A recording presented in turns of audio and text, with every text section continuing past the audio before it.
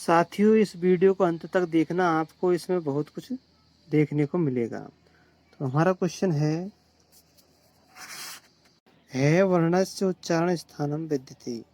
तो है का हो जाएगा कंठ, है ये रेले बे, तो बी हो जाएगा इसका ऑप्शन सही। ए वर्णस्य उच्चारण स्थानम भवति, तो ए संयुक्त स्वर है, ए और ई से मिलकर बना हुआ है, तो ये हो जाएगा कंठ तालु, ऑप्शन सी सही हो जाएगा। मूर्धा उच्चारण स्थानम कथ्यते, मूर्धा मतलब जीव का मुड़ना, तो जीव का मुड़ना होता है, व्यंजनों की शुरुआत होती है ये रे, तो रे हो जाएगा जीव का मुड़ना, तो ऑप्शन बी सही हो जाएगा। स्वराकति यानी स्वर कितने होते हैं? पाणिनि के अनुसार स्वरों की संख्या 21 या 22 होती है। कौमुदी के अनुसार स्वरों की संख्या 9 होती है, और संस्कृत और हिंदी के अनुसार स्वरों की संख्या 11 होती है। तो यहाँ स्वरों की संख्या 9 दे रखी है, तो ये कौमुदी के अनुसार हो जाएगी, ऑप्शन डी सही हो जाएगा। यहाँ ऑप्शन सी भी सही है, क्योंकि इसमें एकादश यानी 11 होते हैं, ये भी सही है, लेकिन यहाँ ऑप्शन डी को सही मान रखा है। संख्याओं के रूप हमेशा बहुवचन में ही चलते हैं, और 1 से लेकर के 4 तक की संख्याओं के रूप तीनों लिंगों में चलते हैं, इस पुल्लिंग, स्त्रीलिंग और नपुंसकलिंग। और 4 से आगे तक की संख्याओं के तीनों लिंगों में रूप समान रहते हैं। तो यहाँ 3 के तीनों लिंगों में रूप देखेंगे, त्रय पुल्लिंग का हो जाएगा त्रिस्र, यानी कि सेसलेट वाला त्रिस्र, ये स्त्रीलिंग का हो जाएगा, और त्रीणी नपुंसकलिंग का हो जाएगा। तो यहाँ ऑप्शन बी सही हो जाएगा। वेदः सन्ति, तो वेद संति मानी है यानी बहुवचन है, तो ये पुल्लिंग का ही होता है, वेद पुल्लिंग में आता है, तो ये आएगा चत्वार है, तो वेद चत्वार है, वेदा संति, ऑप्शन सी सही हो जाएगा। जब शब्द के अंत में आ हो या हलंत हो, तो सप्तमी विभक्ति के बहुवचन रूप में से सलेट वाला सु लग जाता है, और इनके अलावा जो बाकी के शब्द होते हैं उन शब्दों में से षटकोण वाला सु लगता है। तो यहाँ पर क्वेश्चन है, लता शब्दस्य सप्तमी बहुवचने रूपम भवति, तो लता में आ लगा हुआ है, तो से सलेट वाला सु आएगा, ऑप्शन ए सही हो जाएगा। षष्ठी विभक्ति बहुवचन का नियम, जब शब्द में रेरसी, रेरसा और से षटकोण हो, तो शब्द के अंतिम वर्ण का दीर्घ हो जाएगा, और उसमें टे टमाटर वाला नाम जुड़ जाएगा। इसके अलावा जितने भी शब्द हैं उन शब्दों के अंतिम स्वर का दीर्घ तो होगा, लेकिन उनमें ने नल वाला नाम जुड़ेगा। अब प्रश्न है हमारा, पितृ का बहुवचन रूप होगा षष्ठी विभक्ति का, तो इसका हो जाएगा पितृणाम, यानी टे टमाटर वाला नाम होगा, ने नल वाला नाम नहीं होगा। यहाँ ऑप्शन डी सही हो जाएगा।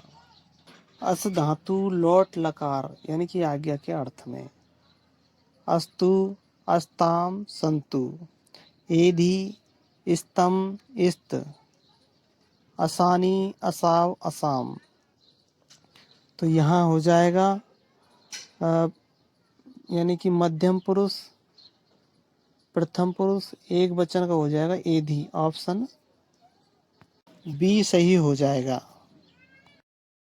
सह धातु के लट लकार रूप, तो ये सेब के समान चलेंगे, तो सहते, सहेते, सहनते, सहसे, सहेथे, सहद्भे, सहे, सहावहे, सहामहे, तो यहाँ से धातु लट लकार उत्तम पुरुष एक वचन रूप हो जाएगा सहे, ऑप्शन ए सही हो जाएगा। क्री धातु यानी क्री मानी करना, तो इसके लंग लकार रूप हो जाएंगे भूतकाल में, ए करो, ए कुरुताम, ए कुर्बन, ए करो है, एकुरुतम, एकुरुत, एकुर्वम, एकुर्व, एकुर्म। तो यहाँ हो जाएगा ऑप्शन यानी कि क्री धातु लंग लकार से उत्तम पुरुष बहुवचन रूपम। तो उत्तम पुरुष बहुवचन को हो जाएगा एकुर्म। ऑप्शन सी सही हो जाएगा। पा धातु के दो अर्थ होते हैं, पा मीन्स पीना और पा मीन्स रक्षा करना। तो पा का लट लकार में हो जाता है वर्तमान काल में पिब, और लेट लकार में हो जाता है पास्य, यानी कि शेष लेट वाला पास्य हो जाता है। तो इसके जो रूप देखते हैं लेट लकार में, पाश्यति, पाश्यत है, पाश्यंती, पास्यसी, पाश्यत है, पाश्यत, पाश्यामी, पाश्यावह, पाश्यामे। तो यहाँ पे जो यानी कि जो लेट लकार प्रथम पुरुष बहुवचन का हो जाएगा पाश्यंती। तो ऑप्शन ए सही हो जाएगा। संस्कृत में कारकों की संख्या 6 होती है, यानी कि जो संबोधन होता है वो प्रथम विभक्ति का होता है, प्रथम कारक का होता है, और जो षष्ठी विभक्ति है वो संबंध बताते हैं, इसलिए उसको कारकों में शामिल नहीं किया गया है। तो यहाँ पर ऑप्शन सी सही हो जाएगा, यानी 6 कारक होते हैं संस्कृत में। वाक्य में जहाँ विभेति त्राय निलयति प्रभवति जायते, यानी 5 शब्द आ जाए तो वहाँ पर पंचम विभक्ति का प्रयोग होता है। तो विभेति है तो विभक्ति के लिए पंचम विभक्ति, यानी कि अर्थ बालक है सर्पात विभेति। ऑप्शन बी सही हो जाएगा। राक्षसा ईर्षन्ति इसमें। तो यहाँ पर वाक्य में दे रखा है ईर्ष्या। तो ईर्ष्या क्या एक धातु है, और धातुओं का प्रयोग हमेशा दो ही जगह पर होता है, एक द्वितीय विभक्ति और एक चतुर्थी विभक्ति में। तो चतुर्थी विभक्ति धातुएं होती है क्रुद्ध, द्रोह, ईर्षा, असूय, स्वदरुच। तो यहाँ ईर्ष्या है तो चतुर्थी विभक्ति आएगा। चतुर्थी विभक्ति कौन सा है? ऑप्शन देवेभ्य, यानी कि ऑप्शन डी सही हो जाएगा। सह, साखम, सार्धम, समम, अंग विकार, कर्मवाच्य और भाववाच्य में तृतीय विभक्ति का प्रयोग होता है। तो यहाँ शीर्षक खलवाट है, तो खलवाट क्या? अंग विकार। तो अंग विकार से पहले की जो शब्द होता है उसमें तृतीय विभक्ति आती है, तो अंग विकारार्थ, यानी कि ऑप्शन बी सही हो जाएगा। शक्तिम अनतिक्रम में इत्यत्र समस्त पदम सूचियत, यानी कि जो ये पूरा पद है किसकी सूचना देता है? ये यथाशक्ति की सूचना देता है, यानी शक्ति के अनुसार। ऑप्शन डी सही हो जाएगा। यहाँ वाक्य में दे रखा है कि गो सुखम। तो गो सुखम का मतलब होता है यहाँ बहुब्रीहि समास भी नहीं होगा, अव्ययभाव समास भी नहीं होगा, और कर्मधारय समास भी नहीं होगा, तो ये तत्पुरुष समास हो जाएगा, यानी कि गाय के लिए सुख या गाय का सुख कुछ भी मान सकते हैं। ऑप्शन सी सही हो जाएगा। त्रयाणाम लोकानाम समाहरः समस्त पद में वर्तते, यानी समस्त पद में क्या है? तो इसका हो जाएगा त्रिलोकी, 3 लोकों का समूह त्रिलोकी हो जाएगा समास है। तो ऑप्शन ए सही हो जाएगा। पितरौ का संधि विच्छेद हो जाएगा, समास विग्रह हो जाएगा, समास है। तो माता च पिता च, ऑप्शन सी सही हो जाएगा। बालः प्लस चलती इत्यत्र संधि करणीयम, यानी किसी संधि करनी है, तो इसको हो जाएगा बालस चलती। यहाँ पर 6 चम्मच का है, इसलिए शेषलगम का विसर्ग का शेषलगम में परिवर्तन हो जाएगा। ऑप्शन बी सही हो जाएगा। प्र प्लस एजते, यानी कि प्रेजते। तो प्रेजते संधि हो जाएगी पररूप संधि, यानी जो बाद वाला एजते हैं इसका रूप बना हुआ है। तो यहाँ ऑप्शन प्रे प्लस एजते, ऑप्शन सी सही हो जाएगा। कोस्ति, यानी को प्लस अस्ति, यानी कि हो जाएगा पूर्व रूप संधि, यानी पूर्व रूप, यानी को का को बना हुआ है, उसमें कोई परिवर्तन नहीं हुआ है। तो यहाँ ऑप्शन हो जाएगा ए सही हो जाएगा। कृष्ण का संधि विच्छेद करना है तो कृष्ण प्लस न यानी न नलवाड़ा न हो जाएगा।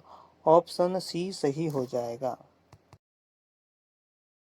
संस्कृत शब्द में सम उपसर्ग क्री धातु और तम प्रत्यय है तो इसमें ऑप्शन ए सही हो जाएगा सम। पच धातु में कत प्रत्यय जोड़ दिया जाए तो इसका हो जाता है पक्व। ऑप्शन बी सही हो जाएगा। उत प्लस स्था प्लस लप प्रत्यय तो उत्थाय में लप प्रत्यय होता है। लप प्रत्यय की विशेषता ये होती है कि धातु से पहले उपसर्ग होगा और बाकी में कहीं भी यदि यह मिल जाए बिना विसर्ग के तो वह लप प्रत्यय का होगा।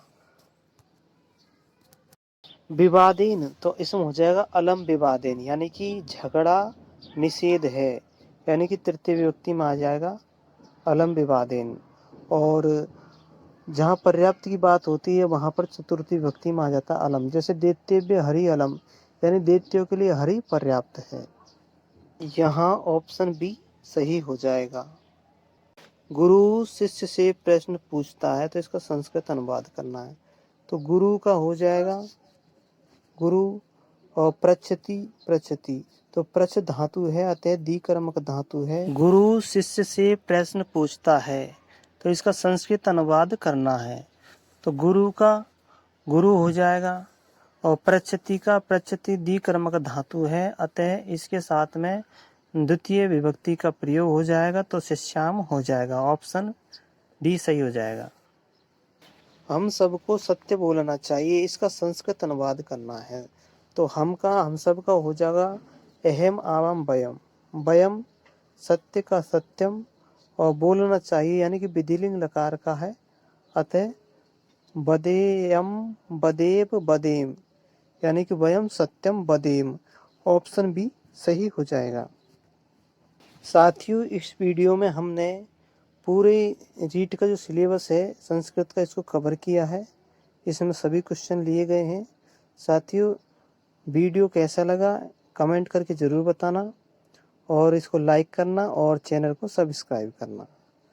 Thank you. आपका बहुत बहुत धन्यवाद।